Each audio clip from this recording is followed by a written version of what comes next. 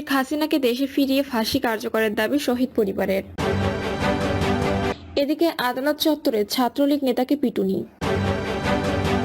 নির্বাচন বর্জনকারী দলগুলোকে শীতের পিঠা পাঠাচ্ছে বিএনপি। জানাবো শেখ হাসিনার মৃত্যুর গুজব যা জানা যাচ্ছে।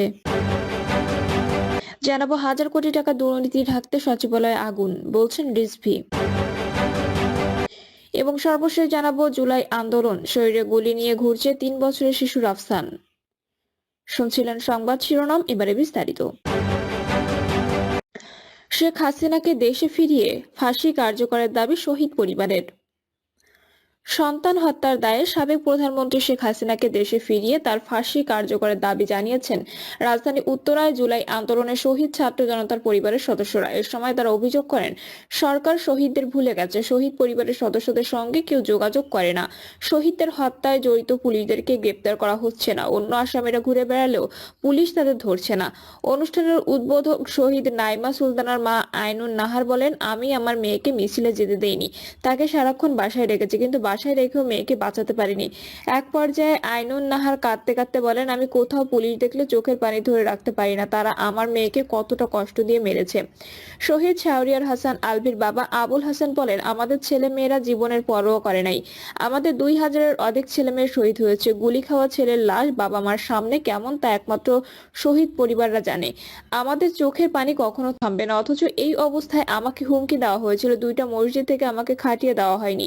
তিনি বলেন, আমি উপদেষ্টাদের বিনয়ের সঙ্গে বলতে চাই, আপনারা শহীদ পরিবারের পাশে দাঁড়ান ও আহতদের চিকিৎসা করুন, আপনারা আমাদের সন্তানদের খুনিদের বিচার করুন, খুনি শেখ হাসিনাকে দেশে ফিরিয়ে এনে তার ফাঁসি কার্যকর করুন। শহীদ জাবির ইব্রাহিমের মা রোকেয়া বেগম বলেন, আমার জাবিরকে কি কেউ ফিরিয়ে দিতে পারবেন? জানি কেউ পারবেন না, কিন্তু আওয়াজ তুলুন, আমার জাবিরের হত্যার বিচার চাই, আমার জাবিরের মতো সকল জাবিরের হত্যার বিচার চাই।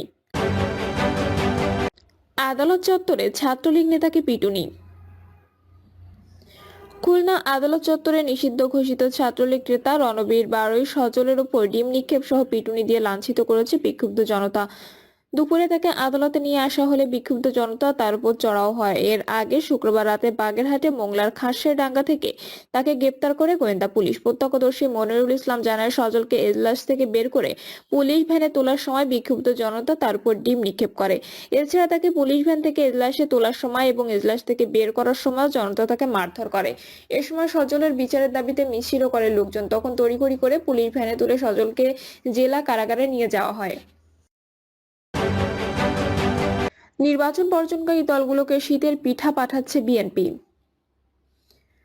রাজনৈতিক সৌহার্দ্যের অংশ হিসেবে ক্ষমতাচ্যুত আওয়ামী ফ্যাসিবাদ বিরোধী আন্দোলনে থাকা এবং দ্বাদশ জাতীয় সংসদ নির্বাচন বর্জন করা যুগপৎ সহ 62টি রাজনৈতিক দলের শীর্ষ নেতাদের বাসায় শীতকালীন পিঠা পাঠাচ্ছে বিএনপি। দলটির ভারপ্রাপ্ত চেয়ারম্যান তারেক রহমানের পক্ষ থেকে 7-8 রকমের পিঠা পাঠানো হচ্ছে। রাজনৈতিক দলগুলো ছাড়াও বিএনপি জাতীয় স্থায়ী কমিটির সদস্য এবং ঢাকায় নিযুক্ত বিদেশি কূটনীতিকদের শীতকালীন এই পিঠা পাঠাচ্ছে দলটি।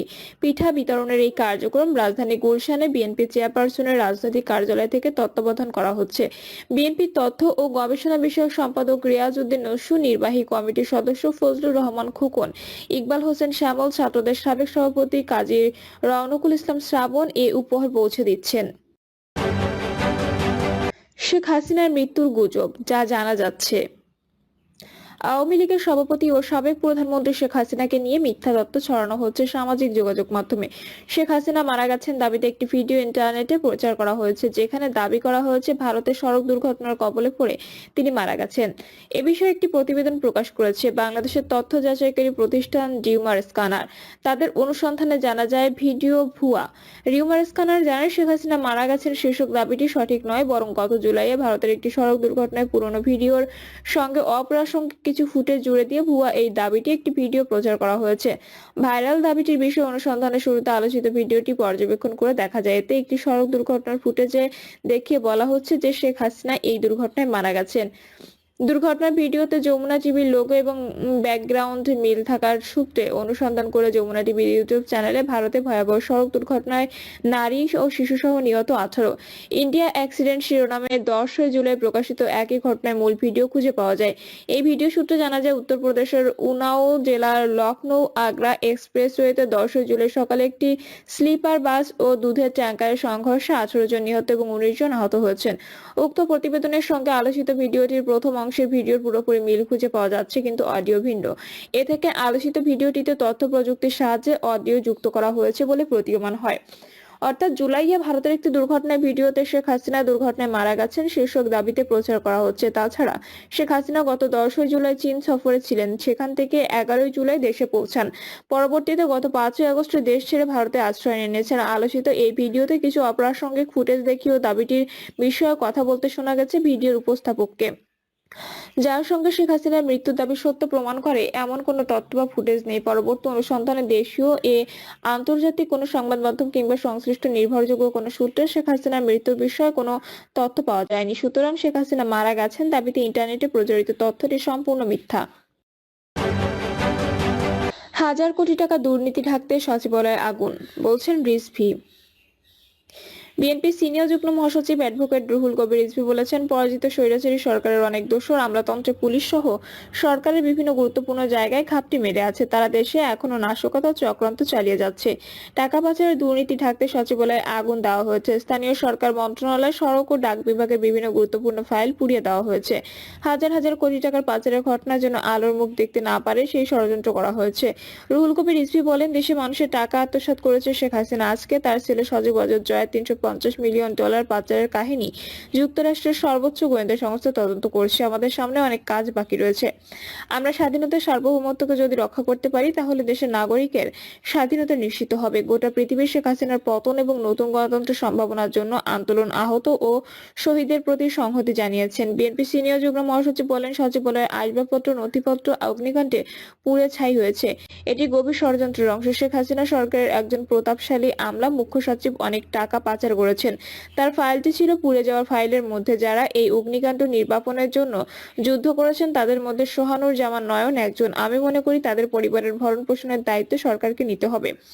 এদিন বিএনপির ভারপ্রাপ্ত চেয়ারম্যান তারেক রহমানের নির্দেশে সচিবালয়ে আগুন নেভাতে গিয়ে নিহত ফায়ার সার্ভিসের কর্মরত নয়নের পরিবারের সাথে সাক্ষাৎ করতে চান আমরা বিএনপির প্রতিনিধি দল। জুলাই আন্দোলন, শরীরে গুলি নিয়ে ঘুরছে 3 বছরের শিশু রাফসান। কদমতলী থানার পাশে ভাড়া বাসায় স্বামী ও 3 বছরের সন্তান রাফসানকে নিয়ে থাকেন রহিমা। জুলাই আন্দোলনে ঘরে থাকা অবস্থায় হাতে গুলি লাগে রাফসানের। বয়স কম হওয়ায় হাতের গুলি বের করা এখনো সম্ভব হয়নি। রাজধানীর পল্টন এলাকায় ফার্স্ট হোটেলে আহতদের নিয়ে জামায়াতে ইসলামের প্রেরণার গণ অভ্যুত্থান শীর্ষক অনুষ্ঠানে আহতরা কেউ স্ট্রেচারে, কেউ লাঠিতে ভর দিয়ে, কেউ খুঁড়িয়ে, কেউ বা চোখে কালো চশমা পরে উপস্থিত হন। এই অনুষ্ঠানে যোগ দেন রাফসানও। রাফসানের মা রহিমা জানান, তার স্বামী একটি কারখানা কাজ করেন। শিশুটির হাতের গুলি নিয়ে খুবই খারাপ অবস্থা হয়েছিল। সব খরচ বহন করা তাদের